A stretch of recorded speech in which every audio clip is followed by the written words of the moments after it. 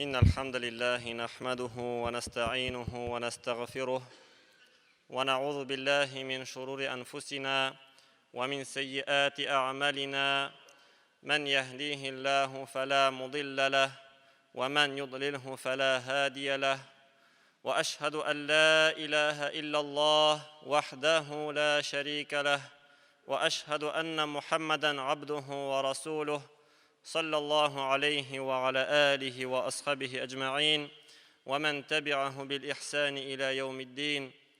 يا أيها الذين آمنوا اتقوا الله حق تقاته ولا تموتن إلا وأنتم مسلمون.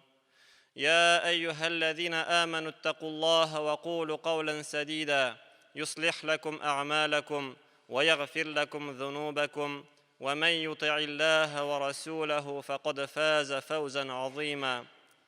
يا أيها الناس اتقوا ربكم الذي خلقكم من نفس واحدة وخلق منها زوجها وبث منهما رجالا كثيرا ونساء واتقوا الله الذي تساءلون به والأرحام إن الله كان عليكم رقيبا. Barcha g'alamlarni, barcha mahluqotlarni yo'qdan bor qilib, tarbiyalab, ne'matlantirib turuvchi, bizga iksiz-cheksiz, sanab bitirgisiz ne'matlarni berib turuvchi Robbimiz Alloh taolaga maqtovlarimiz, rahmat, shukrlarimiz, hamd va sanolarimiz bo'lsin. G'alamlarga Allohning ulug' rahmati bizning uchun eng xayrli o'rnak bo'lgan.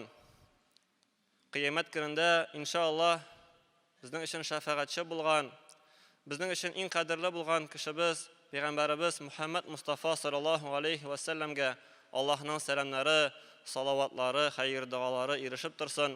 Shulay uq uning oilasini, uning sahobalarına ham ona ergan barcha iymon egalari, barcha mu'min musulmonlarga salam, iminlik, Allohning rahmati ham barakati erishsin. Muhtaram g'aziddin qardoshlarım, Allah Teala'nın emrine buysunib, Cuma namazını o'qirga deb Allohning yurtuna kelgan har bir odamlarimiz sayın Allah Teala izgi amallarimizni orttirib, gunoh xato kimchiliklarimizni g'afu aylasa edi. Allah Teala Qur'onda aytdi bit: "Ya ayyuhallazina amanu idza nudiya lis-salati min yawmil jum'ati fas'au ila zikrillah wa dharul bay'. Zalikum khayrul lakum in kuntum ta'lamun." Ey iman keltirgan bandalar, agarda Juma kunni Juma namozina chaqirilsangiz, azon aytilsa, butun savdolaringizni, ishlaringizni qoldirib, Allohni zikr etirga, Allohni ulug'larga, Juma namozini o'qirga oshig'iz dedi Alloh taolo.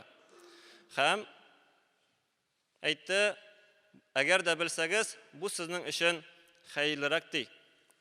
Fa iza qudiyatis solah, agarda endi namoz tamomlansa, namoz Juma namozi bitgandan so'ng fantashiru fil ard, yer ustida taralığız.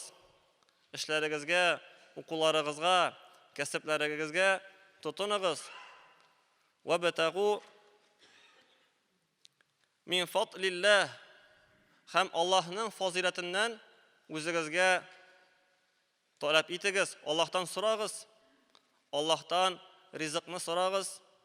Va bataghu min fadlillah va zkurulloha kaseera, ham Allohni ko'p etib esga oling'iz deydi. Alloh taolani ko'p etib esga oling'iz deydi. Juma namozi bitgandan so'ng, biz o'zimizning ishlarimizga ketgandan so'ng, Allohdan rizqni orttirishni so'ragandan so'ng, Alloh taolo aytadi: "Va zkurulloha kaseera", Allohni ko'p etib esga oling'iz deydi. La'allakum tuflihun, balkim shat o'ngishga erishirsiz deydi. Umuman Alloh Rabbimiz Qur'onda biz iymon keltirgan bandalarga, biz mu'minlarga, musulmonlarga ayta: "Ya ayyuhallazina amanu zkurulloha zikran kaseera" deydi.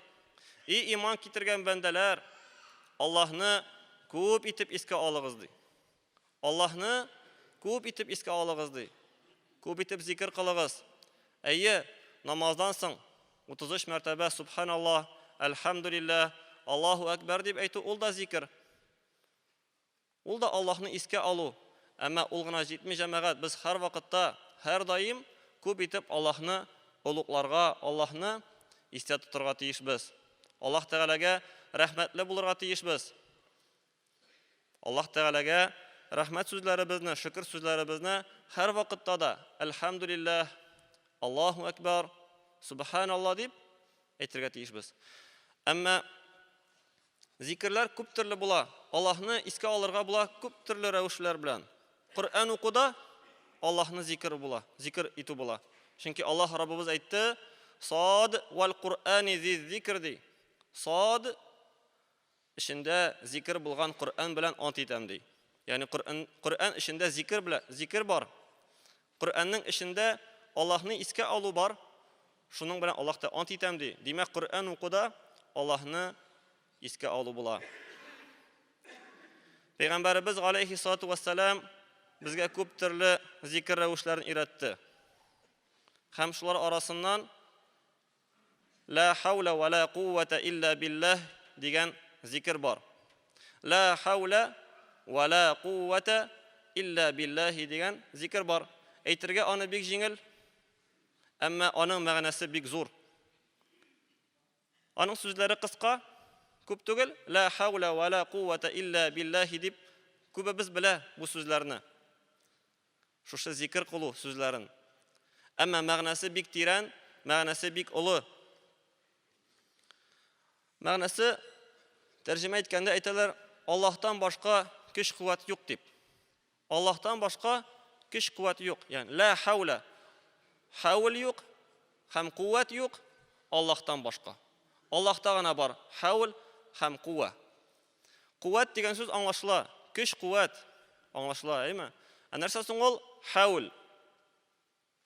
Хаул дигән сүз ул бер халаттан икенче халаткә күчү, әйләнү, үзгәрү. Җирдәге һава торышы булсын, җирнең хәрәкәтләнүе булсын, безнең хәрәкәтләнүебез булсын. Бер нәрсә дә хәрәкәтләнә алмый, бер нәрсә дә бер урыннан икенче урынга күчә алмый, бер халаттан икенче халаткә әйләнә алмый. Аллаһ Тәгалә шул нәрсәгә көч бирмәсә, Аллаһ Тәгалә куәт бирмәсә, Аллаһ Тәгалә генә куәт бирсә, Аллаһ Тәгалә генә ярдәм бирсә, бер халаттан икенче халаткә күчә ала. Һәм бер вакыт Абдулла ибн Мас'уд радиллаһу анһу пәйгамбәрбез алейһиссалату вассалам янында булганда ла хаула ва ла куввата илля биллаһ дип зикр кыла иде. Һәм пәйгамбәрбез саллаллаһу алейһи ва саллям сорады: "Эй Абдулла ибн Мас'уд, беләсеңме син бу сүзләрнең мәгънәсен?" Ягъни ла хаула ва ла куввата илля биллаһ дигән сүзнең мәгънәсен беләсеңме? Абдулла ибн Мас'уд әйтте: "Аллаһ һәм аның илчесе яхшырак белүчедер" ди. Аллаһ Тәгалә һәм аның илчесе яхшырак белүчедер ди моның мәгънәсен. Һәм пәйгамбәрбез саллаллаһу алейһи ва саллям әйтте: "Ла хаула ан маъсиятиллаһ илля би'исматиһи ва ла куввата ала таатиһи илля бимаунатиһи." Моның мәгънәсе гөнаһлардан сакланырга һәм Аллаһның кушканнарын үтәргә, итәгать кылырга Аллаһ Тәгаләгә, бузыклыктан сакланырга һәм Аллаһның кушканнарын үтәргә Аллаһ Тәгалә генә ярдәм итә ала. Аллаһ Тәгалә генә ярдәм итә. Бер кемдә менә мин булдырам дип Аллаһ кушканын үтә алмый. Менә мин эшли алам, мин намаз укый алам, яисә мин ураза тота алам дип Аллаһның кушканнарын эшли алмый. Аллаһ Тәгалә аңа ярдәм бирмәсә. Бер кемдә мин бу гынаһны эшләмим, мин булдырам дип, бу гынаһны эшләмәскә дип, минем көчем бар дип әйтә алмый. Аллаһ Тәгалә аңа шушы гынаһны эшләмәс өчен ярдәм бирмәсә, булышмаса. Һәм Пәйгамбәрбез саллаллаһу алейһи ва саллям ла хаула ва ла куввата илля биллаһ дигән сүзнең мәгънәсен зурлап, менә безне күп итеп шушы сүзне әйтергә чакырды, өндәде. Күп итеп Аллаһны зикр кылганда, Аллаһны искә алганда ла хаула ва ла куввата илля биллаһ дип зикр кылырга, Аллаһны шулай итеп искә алырга Peygamberimiz sallallahu aleyhi ve sellem bizne öğretti. Hem Ebu Musa el-Ash'ari radıyallahu anhu aytdı. Bir vakitni seferde bulganda Peygamberimiz sallallahu aleyhi ve sellem bilen tavga mingende biz kışkırıp tekbirler ayttık dey. Tavuş bilen Müslümanlar Allahu Ekber deyip kışkırıp tavga minip baralar idi. Hem Peygamberimiz bizge müracaat etip aytdı. Eyyühennas irci'u ala anfusikum. Ey kişiler, tınışlıkını saklağız. Fe innekum la ted'una asamma ve la gaiben. Siz şuqraq bulgan, işitmey turgan, hem yok bulgan zatqa müracaat etmeysiz bit. Walakin ted'una sami'an ve sami'an basiran. Siz bir dua kılasız işitüşe kuruşiga dey. Kışkırıp alay, Allah Teala'ga ündəşməgiz, Allah'tan soramağız deyip Peygamberimiz bizge aytdı. Ondan soň Allah'ın ilçisi benim yanıma kildi de emin öz işimden la havle ve la kuvvete illa billahi deyip aytaydım. Peygamberimiz aytdı. Ey Abdullah ibn Qays, ayt. La havle ve la kuvvete illa billahi deyip aytdı. Çünkü ol cennet hazinesinin bir hazinesidir. Fe inneha kenzun min kunuzil cenneh. İkinci bir rivayette Peygamberimiz aytdı. Ala adulluka ala kelimetin hiye kenzun min kunuzil cenneh. Min sana ko'rsatmayman mi? Cennet hazinesinin bir hazinesi bulgan sözge. Sana öğretmeyman mi? Şunday sözünü, bu söz cennetinin hazinesidir. O söz la havle ve la kuvvete illa billahi degan söz. Cennet ol özü hazine indi. Ey cemaat, cennetke eleksen ol zor baylık. Cennetin içinde tağın da bir hazine var. Mına klat var.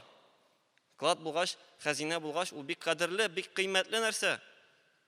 Hem uylap qaragız, cennetin hazinesi Peygamberimiz sallallahu aleyhi ve sellem aytdı. Şu söz la havle ve la kuvvete illa billahi degan söz. Bu Bukhari hadis yığıntıgındakiler. Hem başka rivayetlerde de, başka sahabelerga da Peygamberimiz sallallahu aleyhi ve sellem bütün rivayetlerde de şu la havle ve la kuvvete illa billahi degan sözünü aytırga öndədi. Hem bu söz cennetinin bir hazinesi deyip Peygamberimiz sallallahu aleyhi ve sellem aytdı. İkinci bir rivayette Tirmizi hadis yığıntıgındakiler sahih bir hadis. Qays ibn Sa'd ibn Ubada radıyallahu anhu tapşıra Peygamberimiz sallallahu aleyhi ve sellem aytdı. Ala adulluka ala babin min abwabil cenneh. Men sana cennet kapkasının bir kapkasına ko'rsatmayman mi? Nişik şu kapkadan kirerge? Cennet kapkasının bir kapkasından kirü yolunu ko'rsatmayman mi deyip Peygamberimiz sallallahu aleyhi ve sellem aytdı. Men aytdım, qultu bala. Peygamberimiz aytdı, la havle ve la kuvvete illa billah di. La havle ve la kuvvete illa billah deyip aytu, cennet kapkasının bir kapkasından kirü yolu iken cemaat. Cennetke kirü yolları köp türlü. Kimdir kire? Kur'an oku bilen, Kur'an bilu bilen, Kur'an'ı öğretu bilen, Kur'an boyunca yaşawu bilen. Kimdir cennetke kirgen mikin? İzgi amelleri bilen, sadaka biru bilen. Kimdir? Başka tırışlığı bilen. Allah Teala her kişiye birgen türlü salat, türlü mümkinçilik. Hem cennetke kirü yolları köp türlü. Allah Teala bizge köp türlü yollarını ko'rsatdi. Peygamberimiz sallallahu aleyhi ve sellem bizge köp türlü cennetke ilta turgan yollarını ko'rsatdi. Hem şu yollar arasından birisi la havle ve la kuvvete illa billahi deyip aytu. Hürmetli gazi din kardeşlerim, şu sözlerini la havle ve la kuvvete illa billahi degan sözler, onlar bek zor ma'nali sözler. Biz onlarni her daim, her vaqtda aytirga tirishik.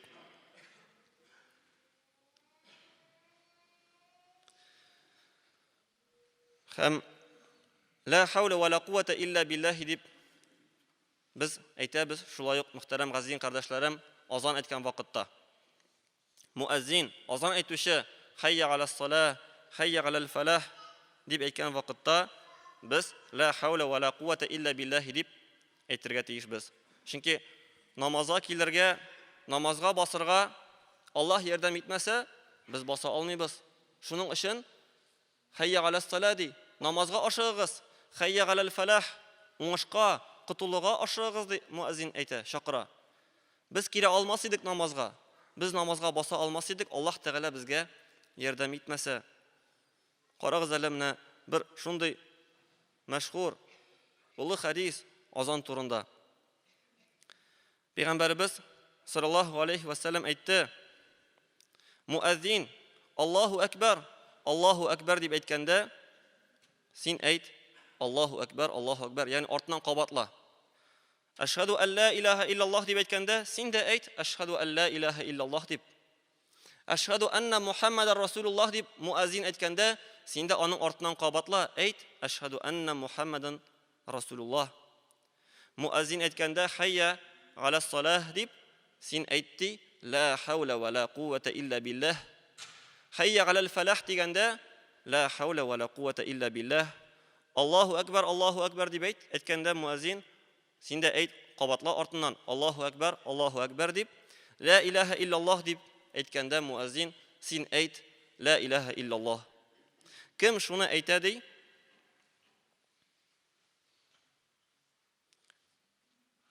Җәннәткә керә ди. Кем шул сүзләрне әйтә муазин артыннан?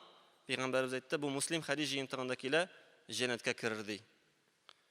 Ә без кай вакытта муазин азан әйткән вакытта сөйләшәбез, тыңламыйбыз, артыннан кабатламыйбыз.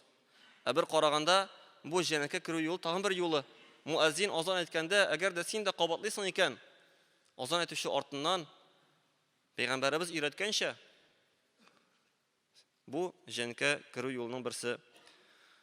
Тагын әгәр дә кеше өеннән чыкканда Аллаһ Тәгаләгә тапшырып, тәвәккәл кылып, бисмиллаһи тәвәккәлту алаллаһи ла хаула ва ла куввата илля биллаһи дип әйтә икән, аңа әйтелер икән шул вакытта. Туры юлга бастырылды, аңа шушы җитте һәм сакланылды дип. Һәм әгәр дә шайтаннар бу кешегә менә өеннән чыкканда ушбу сүзләрне әйткәч, бисмиллаһи тәвәккәлту алаллаһи ва ла хаула ва ла куввата илля биллаһи дип әйткән кешегә шайтаннар күрсәләр, шайтаннар әйтәләр икән икенчеләренә: ничек син бу кешене адаштыра аласың? Ул бит туры юлга кертелде. Ул бит сакланылды. Аннан зарар читләштерелде. Аңа бер ничек тә зыян китереп булмый. Ә без әйтәбезме? Өйдән чыкканда шушы зикрләрне Пәйгамбәрбез саллаллаһу алейһи ва саллям өйрәткән зикрләрне. Һәм төнге намазга торсак, менә хәзер кышкы вакытта төнге намазларга туру бик җиңелрәк җәйге вакытларга караганда. Мәсәлән, сәгать 5-тә турып, төнге намаз, кыямул ләйл, төнге намазны укырга була. Һәм Пәйгамбәрбез саллаллаһу алейһи ва саллям әйтте, кем төнлә турып дуга кылса шулай иттереп, әйтсә: ла илаха илляллаһ вахдаху ла шарика лах, лахул мульк ва лахул хамд, ва хуа аля кулли шайин кадир, алхамдулиллаһ ва субханаллаһ, ва ла илаха илляллаһ валлаһу акбар, ва ла хаула ва ла куввата илля биллаһ.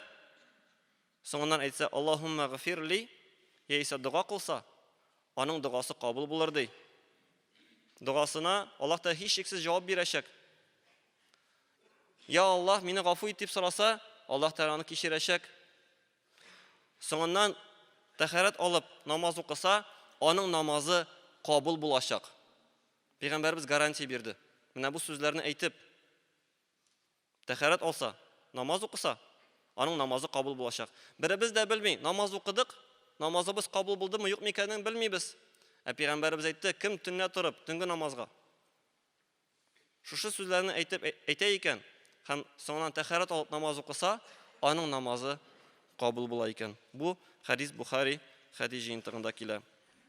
Мөхтәрәм газизин кардәшләрем, күбрәк менә шушы кышкы каникул вакытларында күбрәк Аллаһ Тәгаләне истә тотыйк, зикр кылыйк, үз өстебездә эшлик, балаларыбызны, үзебезне тәрбиялик һәм изгелек юлында катнашыйк.